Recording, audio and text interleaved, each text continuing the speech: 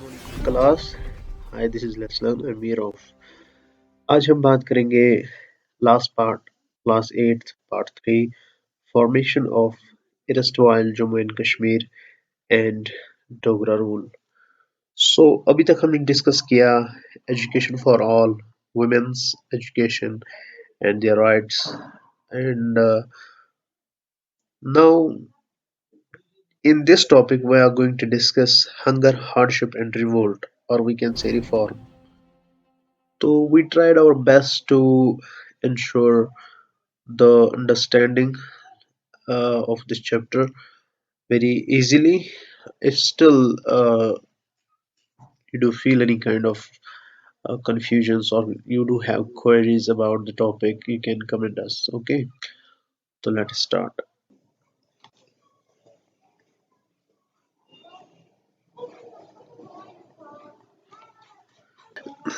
Condition जो यहाँ पे हम डिस्कस करेंगे आज, जो टॉपिक है, जम्मू एंड कश्मीर के लोग उस वक्त from hunger, hardship, then revolt और रिफॉर्म।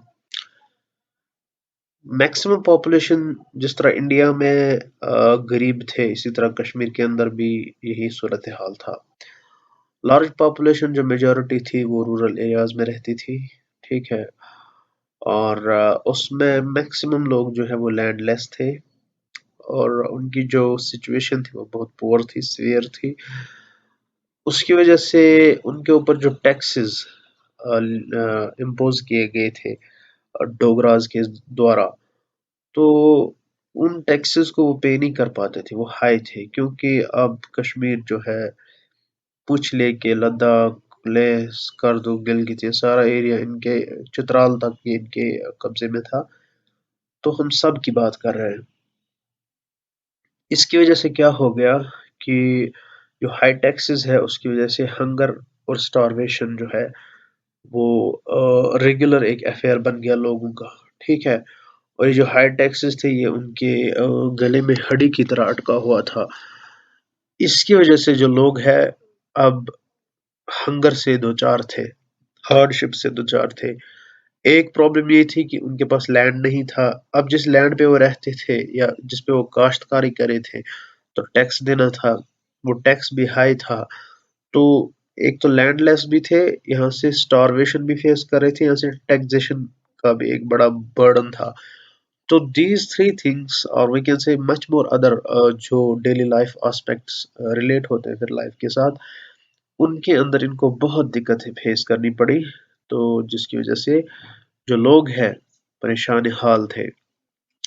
सबसे बड़ी मुसीबत जो थी तीसरी, वो थी साहूकारी सिस्टम, या उसके अलावा बेगर, जिसको कश्मीर में आज भी लफ्ज मशहूर है, बेगर। हाँ, अगर बेगार गसन सुले गसन, तो it does have a great negative consequences from generation to generation. अभी भी ये लफ्ज जिंदा है।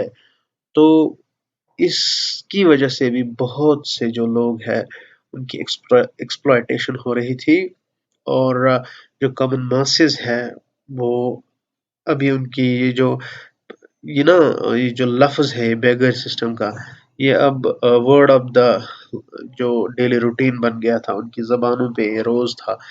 तो अब ये साहूकारी और बेगर क्या है, ये फोर्स्ड लेबर है, मजबूरी। आपको कहीं काम करने के लिए गवर्नमेंट ऑर्डर निकालते हैं, आपको जाना ही जाना है, आपको कोई वेजेस नहीं मिलेंगी। इसी तरह साहूकारी सिस्टम दो तरीके के होते हैं। एक होता है टीचरी, किसी के साथ अगर किसी ने कुछ लॉ ऑफेंस किया हो या उसे वायलेट किया हो। दूसरा होता है जो मनी लेंडर्स होते हैं और डेब्टर्स के बीच में जो एग्रीमेंट होता है, तो उस बेस पे या वो सर्टिफिकेट देना या कुछ एग्रीमेंट करना, ठीक है, ये रिलेटेड टू दैट है। अब इन 3 या 4-5 जो एस्पेक्ट्स यहाँ पे हम हमने डिस्कस किए, यही बन गए कॉजेज हंगर, हार्डशिप और रिफॉर्म के। तो लोग अब रिबेल करने लगे और वो अपोज करने लगे इस सिस्टम को, जो अब इंट्रोड्यूस कश्मीर के अंदर हुआ था, ठीक है। तो अब हम बात करेंगे reform in land revenue system. तो पहले हम देखेंगे ये जो कश्मीर की पॉपुलेशन थी, 80% of that population during the Dogra rule was engaged in agricultural practices। तो एक तो ये सेक्ट आ गया। 80% पॉपुलेशन एग्रीकल्चर के साथ वाबस्ता है। इसमें बहुत सारे लोग हैं वो पीजेंट्स, ठीक, जो फार्मर्स है, या तो वो लैंडलेस है या उनके पास स्मॉल पैचेस ऑफ लैंड है या बड़े लैंड ओनर्स है। अब वो काम करवा रहे थे लैंडलेस पीपल या पीजेंट्स को या गरीब लोगों को, ठीक है, उनको लैंड मिलती थी।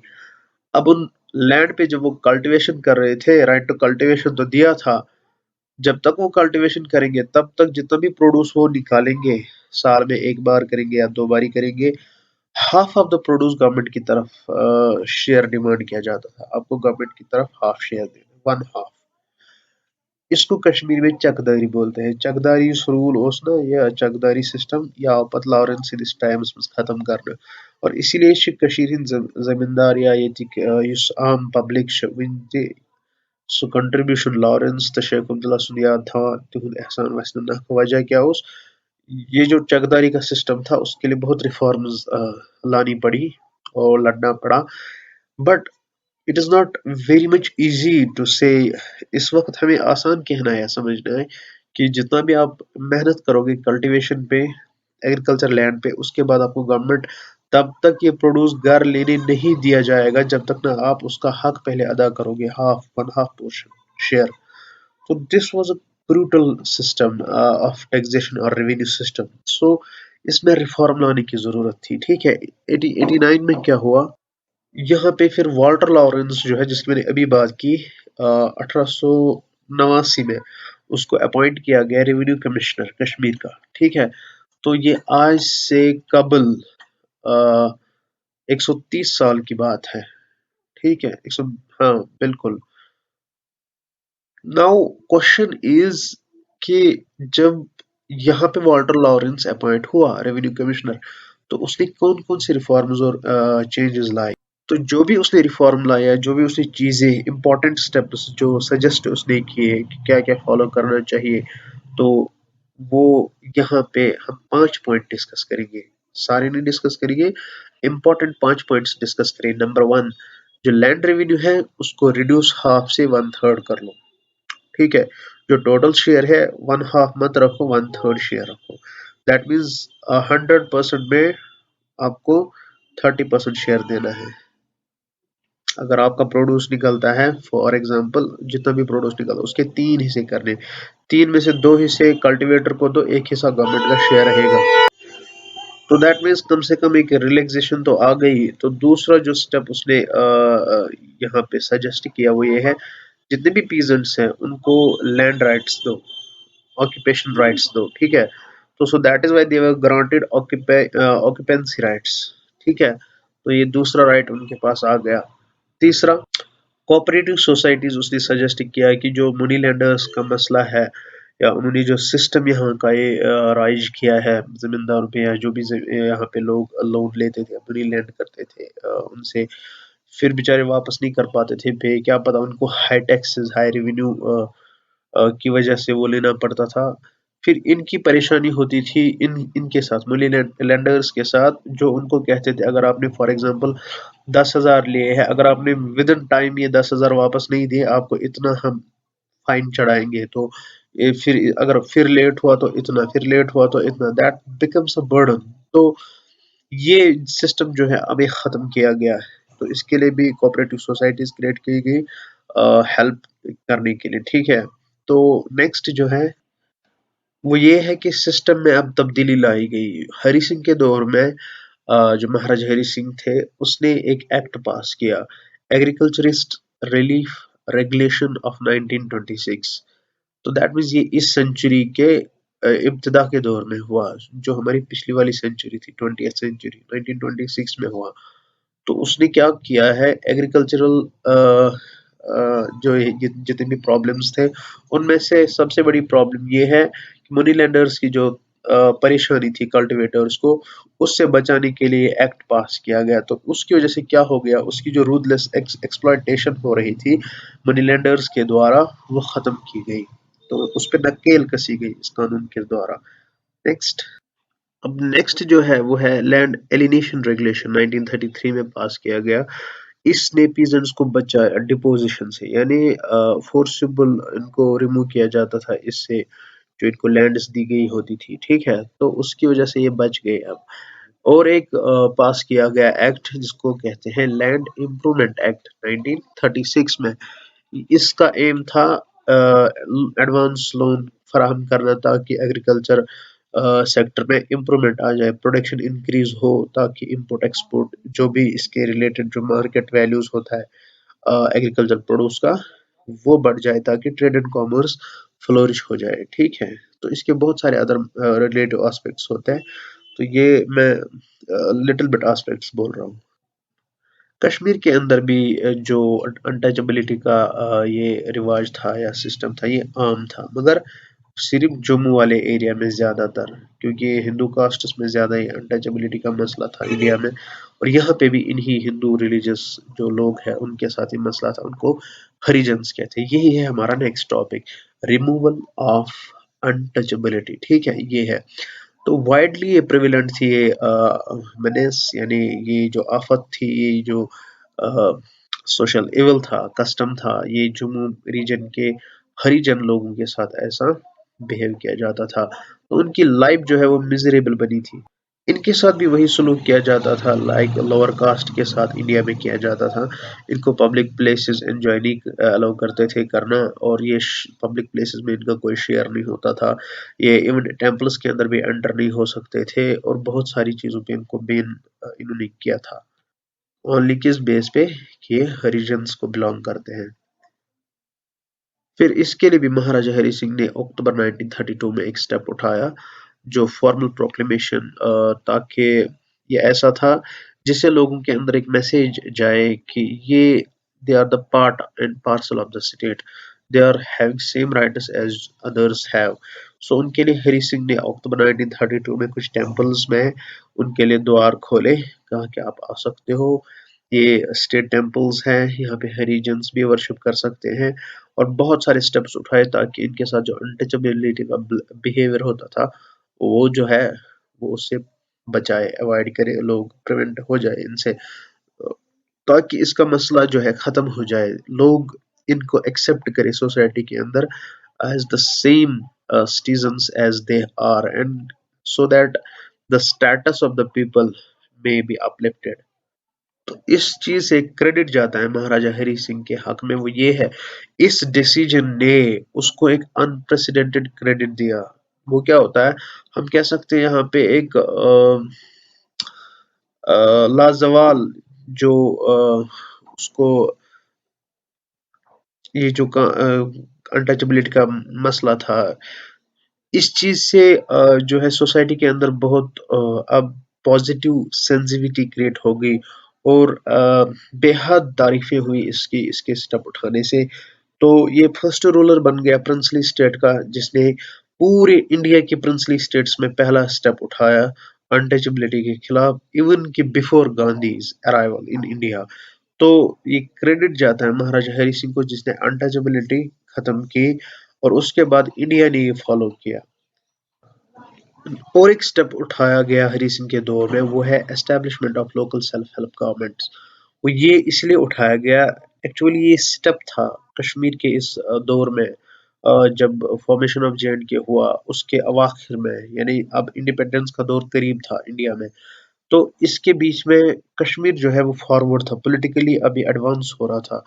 ये एक किस्म का third tier government system adopt किया उस वक्त यहाँ की गवर्नमेंट ने, कब 1885 में ही, अभी 1900s का दौर नहीं आया था। तो ये जो रीजेंसी टाइप ऑफ स्टेट बन गई थी, अब इसमें म्युनिसिपैलिटी एक्ट पास किया गया 1886 में। ये भी इसी के जो डोगरा रूल के दौर में हुआ, कॉमन लोगों को अब एंगेज किया गया, लोकल बॉडीज बनी, इसमें रिप्रेजेंटेशंस लोगों को मिली, जिसकी वजह से जो लोकल सेल्फ हेल्प गवर्नमेंट जो है, जिसको हम कहते हैं लोकल बॉडी गवर्नमेंट या थर्ड टायर गवर्नमेंट, ये इनिशियल स्टेज में 1885-86 में स्टार्ट हुई, जिसकी वजह से जो कॉमन मासेस है और म्युनिसिपैलिटी एक्ट जो है वहीं से स्टार्ट हुआ। तो उसमें फिर रिगार्डिंग जितने भी कोर इश्यूज या प्रॉब्लम्स होती है लोगों की, वो फिर वहीं से टैकल किए जाते थे। रोड्स एंड रेलवेज के लिए भी कुछ स्टेप्स उठाए गए थे उस वक्त, ठीक है। कश्मीर के अंदर। ऑल्दो ये जम्मू एंड कश्मीर हम सारा डिस्कस कर रहे हैं, from Indian occupied Pakistan and China occupied, overall ये सारा इकट्ठा था तब। रोड्स के लिए क्यों बात की डोगरा रूलर्स ने या महाराजाज ने, वो इसीलिए क्योंकि अब इसने बहुत बड़ी एम्पायर बनाई थी।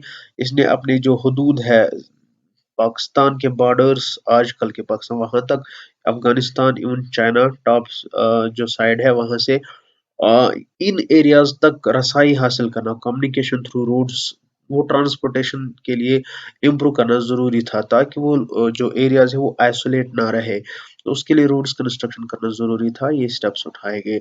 एक तो कनेक्टिविटी बढ़ेगी, ट्रेड बढ़ेगा, ठीक है, फ्लो ऑफ मनी भी हो जाएगा, और एक किस्म की जो है जिसको हम कॉन्सेप्ट ऑफ ग्लोबलाइजेशन कहते हैं, मूवमेंट लोगों की, वो from one place to another easily और फास्ट बेसिस पे हो जाएगी। तो एक रोड है जिसको कहते हैं Jhelum valley cart road, Kashir पट वनो अपर गसा रेड दांदगढ़ या गुरियड, ठीक है।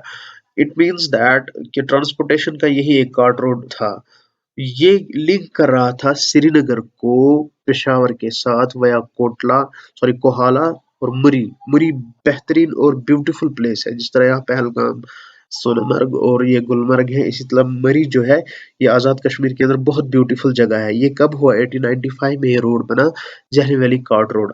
मैं खुद भी अगर अपने एंसेस्टर्स या अभी दादा या अंकल के दादा है, तो उनसे हमने पता करवाया है, जब वो अपने जब ग्रैंड पेरेंट से बात करते थे, वो कहा करते थे कि एक फ्री एसेस हुआ करती थी, ठीक है। इसी के साथ गिलगित रोड भी स्टार्ट हुआ 1819 में। इसने लिंक किया state with Europe through central Asia, ठीक है। इसी दौर में फिर बनिहाल रोड, ये भी कार्ट रोड था, और लद्दाख रोड, ये भी कंस्ट्रक्ट किए गए। अब ये जो गिलगित है, इसने यूरोप के साथ कैसे सेंट्रल एशिया को लिंक किया, क्योंकि ये जो गिलगित रोड, लद्दाख रोड, ये जो बने, ये भी कनेक्ट करते थे कश्मीर को सिल्क रूट तक, जो सिल्क रूट पुराना रूट है, आज इस पे सी पैक बन रहा है, चाइना पाकिस्तान इकोनॉमिक कॉरिडोर। ये तब यूरोप को लिंक करता था सेंट्रल एशिया के साथ, through that wire trade and commerce होता था, ठीक है। बनिहाल कार्ट रोड भी बनाया गया, जो आज जम्मू बनिहाल रोड है, अब श्रीनगर टू जम्मू हाईवे जो कहलाता है। श्रीनगर में फिर रेलवेज का कोई कंस्ट्रक्शन नहीं हुआ, वो 2010 की बात है, बहुत देर बाद हुआ। मगर जम्मू में पहला रेलवे जो है, जो उसकी कंस्ट्रक्शन हुई और जो लिंक रोड्स बने, रेलवे लिंक्स, ठीक है, वो बिटवीन सियालकोट जो पाकिस्तान है और जम्मू के बीच में 1905 में ही स्टार्ट हुआ। तो ये देखिए कितनी इनिशिएटिव्स, डेवलपमेंटल वर्क्स हुई थी उस वक्त डोगरा रूल के अंदर। अब बात करते हैं एग्रीकल्चर की। एग्रीकल्चर में इरिगेशन बहुत इंपॉर्टेंट होता है, रोड्स भी इंपॉर्टेंट होते हैं एग्रीकल्चर में, क्योंकि फिर गुड्स एक जगह से दूसरी जगह ले जाना है। हम अभी तक यही का डिस्कस कर रहे थे। अब देखेंगे इरिगेशन में क्या इन्होंने इनिशिएटिव्स लिए इसको इम्प्रूव करने के लिए, ताकि एग्रीकल्चर जो है प्रोड्यूस इंक्रीज हो जाए और लोग इसमें एंगेज हो जाए। उस दौर में बड़े-बड़े रिवर्स के साथ छोटी-छोटी चैनल्स बनाई गई, ताकि उन लैंड्स तक दरियाई झेलम का पानी पहुंचाया जाए जो रसाई हासिल नहीं कर पाते थे रिवर वाटर इरिगेशन तक। और रिवर वाटर इन कैनाल्स के जरिए उन लैंड्स तक पहुंचाया गया जिनको इरिगेशन की बहुत फैसिलिटीज जरूरत थी, तो वो फेस ज्यादा हार्डशिप्स कर रहे थे। तो उनमें से मारतंड कैनाल, ठीक है, जिसको कश्मीर पर कोल कहते हैं, ठीक है, ये छोटी सी कैनाल होती है, प्रताप कैनाल, बसंतरपुर कैनाल, अपर जहलम जो एरियाज है वो खोल दिए गए, ठीक है। इसी तरह जम्मू में रणबीर कैनाल बनाई गई, ये लार्जेस्ट थी जम्मू प्रोविंस के अंदर, ताकि इरिगेशन अखनूर एरिया तक मिले, ठीक है। रणबीर सिंह ने इसको बनाया, रणबीर सिंहपुर में। तो उस वक्त अखनूर एरिया तक इसने फिर इरिगेशन प्रोवाइड करवाया, इस कैनाल ने, रणबीर कैनाल ने। इसी के साथ साथ जनरेशन ऑफ पावर जो है, हाइड्रो इलेक्ट्रिसिटी जो पावर जनरेट होता है वाटर से, ठीक है, उसके भी प्लांट्स बनाए गए, पावर प्लांट्स सेटअप किए गए। तो मोहरा एक जगह है कश्मीर के अंदर, 1902 में वहां पे बनाया गया, और दूसरा जम्मू में बनाया गया। तो आप देख सकते हो बिफोर 100 इयर्स कश्मीर के अंदर इलेक्ट्रिसिटी स्टार्ट हुई थी जनरेट करना, और इन 100 इयर्स में हमने कितना इम्प्रूव किया होता अगर ये कॉन्फ्लिक्ट स्टेट नहीं होती। One of the darkest side and darkest phase of history nowadays. अब नेक्स्ट ये जो टॉपिक है पब्लिक हेल्थ केयर की बात करेंगे। इस पब्लिक हेल्थ केयर में लोगों के लिए हॉस्पिटल्स बनवाए गए, डिस्पेंसरीज खोली गई। तो जब बात करते हैं कश्मीर की, फर्स्ट डिस्पेंसरी जो है श्रीनगर में खोली गई, रेवरेंड रॉबर्ट क्लार्क इन 1864। ठीक है। दूसरा जो है स्टेप लिया गया।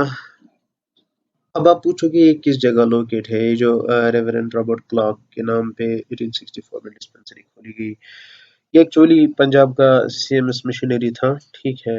ये फिर कश्मीर वैली आया, तो यहाँ पे इसके नाम पे फिर ये खोली गई। आजकल का जो वुमेन्स कॉलेज नवा कदल है, गवर्नमेंट वुमेन्स, ये उसी एरिया के आसपास ये डिस्पेंसरी है। दूसरी जो मैंने अभी कहा वो है डॉक्टर लिमसाइल, तो इसी ने दूसरी डिस्पेंसरी खोली थी। तो जो ये डॉक्टर इलम साइल है, उसका भी कंट्रीब्यूशन हेल्थ केयर में हो रहा है। तो जो तीसरा स्टेप है 1874 सीई में महाराजा रणबीर सिंह ने उठाया हेल्थ केयर सेंटर बनाने में या खोलने में। कशीर पे आल्सो ना द्रगजन अस्पताल, ठीक है, वो मशहूर है। उसने एक साइट एलोकेट की ताकि मिशन हॉस्पिटल खोला जाए पहाड़ी के नीचे। रुस्तमगढ़ी जगह उस वक्त, आज भी ये नाम मशहूर है, रुस्तमगढ़ी, जो डलगेट साइड से है। तो यहाँ पे जो लफ्ज़ शंकराचार्य हिल है, उसको हम यहाँ कश्मीरी लोग तख्त सुलेमानी कहते हैं, ये पहाड़ी है। तो वहाँ पे इसको बनाया गया। तो ये जो है द्रगजन हॉस्पिटल के नाम से मशहूर है। इसी के रीन में फिर नेक्स्ट जो रीन आ गई वो आई हरी सिंह की, यानी उसकी हुकूमत में फिर श्री महाराजा गुलाब सिंह हॉस्पिटल यानी एसएमजीएस बनाया गया, एस्टेब्लिश किया गया। ठीक है। फिर जम्मू के अंदर श्री महाराजा हरी सिंह हॉस्पिटल एसएमएचएस कश्मीर के अंदर खोला गया। तो ये जो श्री महाराजा गुलाब सिंह का हॉस्पिटल है ये जम्मू में है, और एसएमएचएस जो है श्री महाराजा हरी सिंह हॉस्पिटल ये श्रीनगर में है, या तो हेडवन चौहाना। ठीक है। ये दो हॉस्पिटल्स फिर बनाए गए, ये अभी अ, क्या है, फंक्शनल है। ठीक है। बिजिएस्ट हेल्थ सेंटर्स, ठीक है, फ्री ऑफ कॉस्ट वहाँ पे इलाज होता है आज भी। अब कुछ एक्सपेंसेस निकालने पड़ते हैं, तो सारा फ्री तो नहीं हो सकता।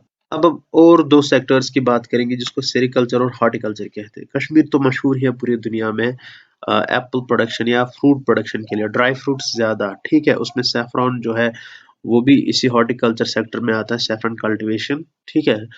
थर्ड जो है सेरिकल्चर, जिसको हम कॉटन प्रोडक्शन के लिए इस्तेमाल करते हैं वर्ड को। ठीक है। तो इसके लिए भी बहुत एफर्ट्स उठाई इन महाराजाज ने, जो जो भी अपने दौर में आया। तो जब महाराजा प्रताप सिंह की रीन थी, उसने सेरिकल्चर डिपार्टमेंट एस्टेब्लिश किया। ठीक है। एफर्ट्स उसने लगा इसमें। क्या होता है कि सिल्क कल्टीवेशन के लिए कोकून्स इस्तेमाल किए जाते हैं फैक्ट्रीज के अंदर।